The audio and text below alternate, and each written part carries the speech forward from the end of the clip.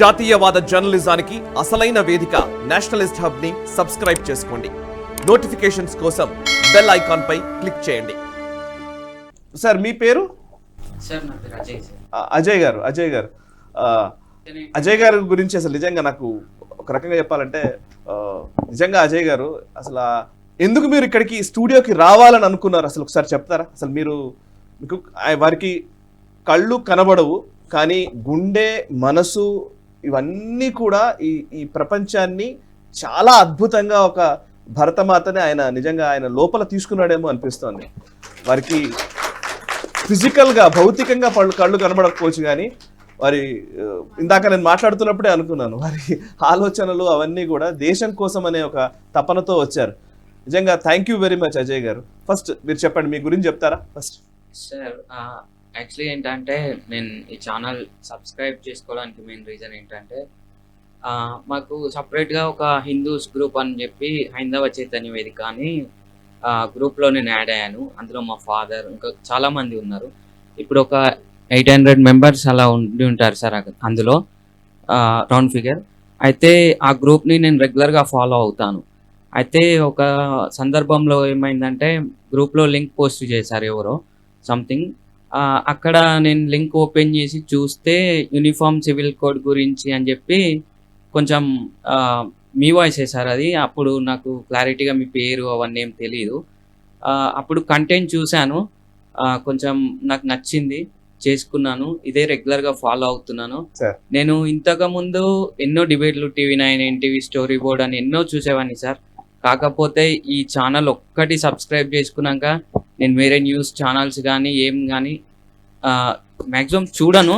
ఎందుకంటే ఏది చెప్పినా రియాలిటీ మాట్లాడుతారు, ఉన్నది ఉన్నట్టు చెప్తారు.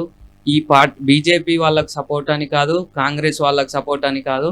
ఈ దేశం ఫస్ట్, తర్వాత మనం అని చెప్పి ఒక కంటెంట్ ఉంటుంది. నేను చాలా డిబేట్స్ చూస్తాను సార్. క్వశ్చన్ ఏంటంటే సార్, ఇప్పుడు ఏదైనా మన కాన్స్టిట్యూషన్ ఏం చెప్తుందంటే ఏ రిలీజియన్కి ఫేవర్గా కూడా గవర్నమెంట్స్ ఉండకూడదు అని ఒక రూల్ ఉంటుంది.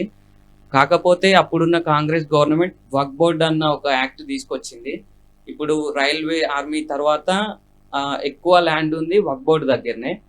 ఇది తమిళనాడులో వాళ్ళ కూతురు మ్యారేజ్ కోసం అని చెప్పి ఒక రైతు మా ల్యాండ్ అమ్మేసి మ్యారేజ్ చేద్దామని చెప్పి వెళ్తే వాళ్ళకు తెలిసింది ఏంటంటే ఇది వక్ఫ్ బోర్డ్ కిందికి వస్తుంది మీ ల్యాండ్, మీరు కోర్టులో కేసు చేయలేరు, ఏం చేయలేరు, డైరెక్ట్ వాళ్ళు నియమించిన లాయర్స్ తోనే మీరు పోరాడాలి, గెలిస్తే ల్యాండ్ ఇస్తారు, లేకపోతే లేదు అని చెప్పేసరికి తను ఆత్మహత్య చేసుకోవాల్సిన పరిస్థితి వచ్చింది. బీజేపీ ఎందుకు అంటే ఇప్పుడు మేనిఫెస్టోలో పెట్టలేదు ఒకటి, ప్లస్ ఇది రద్దు చేస్తే పరిణామాలు ఎలా ఉంటాయి, చెప్పి చేస్తే ఏదన్నా కాంట్రవర్షియల్ అవుతుందా అని చెప్పట్లేదా, లేదా దాని వెనక ప్లాన్ ఏమన్నా చేసి థర్డ్ టైంలో ఖచ్చితంగా రద్దు చేస్తారా? చాలా అద్భుతమైన ప్రశ్న అడిగారు, చాలా అద్భుతమైన ప్రశ్న. దీని క్లారిటీ ఏంటంటే, ఒకటి వక్ఫ్ యాక్ట్ గురించి అడిగారు మీరు, వక్ఫ్ బోర్డు గురించి అడిగారు. వక్ఫ్ బోర్డు అంటే మన ఎండోమెంట్స్ లాగా. ఎండోమెంట్స్ డిపార్ట్మెంట్ పని ఏంటి, వాళ్ళు ఎక్కడెక్కడ పెద్ద పెద్ద గుడ్లు ఉన్నా డబ్బులు ఎక్కువ ఉన్నా అక్కడికి వెళ్తారు. ఫస్ట్ ఎక్కడ పెద్ద హుండీలు ఉందో చూస్తారు. దానికోసం చిలుకూరు బాలాజీకి వెళ్ళారు అక్కడ కూడా. కానీ డాక్టర్ రంగరాజన్ చాలా స్ట్రాంగ్గా కొట్లాడారు వాళ్ళతో. ఎందుకు మా దగ్గర హుండీ లేదు అన్నాడు. హుండీ లేనప్పుడు నేనే చికెన్ చేసుకుంటాను, నాకు డబ్బులు ఏం రాదు కదా అని చెప్పి ఎండోమెంట్స్ వాళ్ళు వెళ్ళిపోయారు లీగలీ ఛాలెంజ్ చేసినప్పుడు. మా దగ్గర బొలారం అయ్యప్ప టెంపుల్ నేను సెక్రటరీగా ఉన్నాను చాలా సంవత్సరాలు. అక్కడ ఒకరోజు ఇట్లనే 5-6 సంవత్సరాల ముందు ఒకడు వచ్చి ఎండోమెంట్స్ నుంచి అని చెప్పి లెటర్ చూపించి టేక్ ఓవర్ చేశాడు. 3వ రోజు ఫస్ట్ చేసిన పని ఏంటంటే హుండీ ఓపెన్ చేసి డబ్బులు తీసుకెళ్ళిపోయాడు. వాళ్ళకి అదే మెయిన్ పని.